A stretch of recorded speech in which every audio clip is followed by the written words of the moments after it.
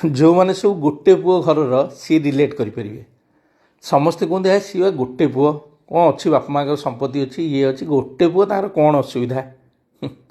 ଗୋଟେ ପୁଅ ହେବା ବହୁତ କଷ୍ଟ। କାରଣ ବାପା ମାଆଙ୍କ ଦାୟିତ୍ୱ ବୁଝିବାକୁ ପଡ଼େ, ଘରର ସମସ୍ୟା ବୁଝିବାକୁ ପଡ଼େ, ସେଇଥିରେ ନିଜର ଯାହା ବି କର୍ମ ତାକୁ କରିବାକୁ ପଡ଼େ। ଆଉ ସେଥିରେ କାହାକୁ ଦୋଷ ଲଦି ହେଇଯାଏନି କି କାହାକୁ ଭାଗ ବାଣ୍ଟି ହୁଏନି, ଦାୟିତ୍ୱ ବାଣ୍ଟି ହୁଏନି। ନିଜେ ହିଁ ସବୁକିଛି ବୁଝିବାକୁ ପଡ଼େ।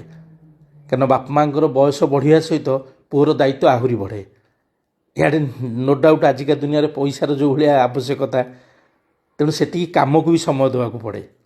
ତେଣୁ ବହୁତ କଷ୍ଟ ଗୋଟେ ପୁଅ ହେବା। ଲୋକ କହିଦେବାଟା ସହଜ, ହଁ ଗୋଟେ କଥା, ଆଜିକାଲି ଯେଉଁ ଭାଇ ଭାଇ ଭିତରେ ଝଗଡ଼ା ହେଉଛି, ଗୋଟେ ପୁଅର ସେ ଗୋଟିକ ଭଲ ଯେ ହଁ ସେ ଝଗଡ଼ା ଝାଣ୍ଟିରେ ପଡ଼ିବନି। ଏନିୱେଜ୍ ଆମେ ଆହୁରି ନୂଆ ଏକ୍ସଟେଣ୍ଡ କରୁଛୁ, ଆହୁରି ଏକା ସାଙ୍ଗରେ କେମିତି ଆଉ 2-3ଟା ଗାଡ଼ି କରିବୁ, ଯାହାଫଳରେ ଆପଣମାନେ ସେଇ ଫାଇଦା ପାଇବେ।